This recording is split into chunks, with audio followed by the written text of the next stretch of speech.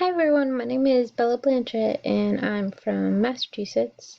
The agency that I am completing my field placement at is a mental health center for um, one of the cities that I live next to.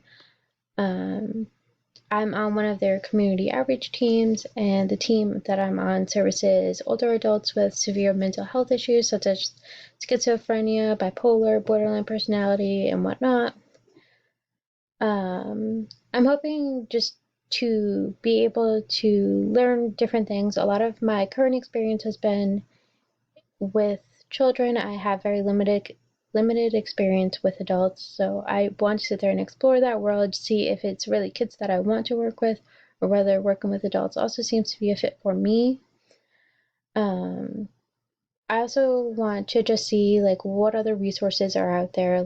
As I said before, I know a lot of what's out there for kids. I'm actually doing my field placement in a different state, considering I live on the border of two states.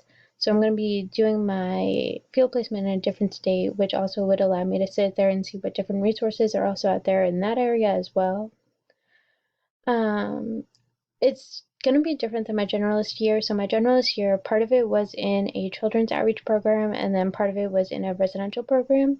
So it's one of those where, like I said before I was with kids, now I'm going to be working with adults, and I feel like seeing the adults and the different worlds and the multiple aspects that come into that, I feel like it's going to be different. It's going to be a great learning experience, and it's also in a new setting, new community that I have very little knowledge of and don't have many resources in. My last field placement was a workplace field placement, so I was extremely comfortable with the people there with my role. So I think it's good to be kind of pushed out of my comfort zone, and I'm excited to see what this year will bring.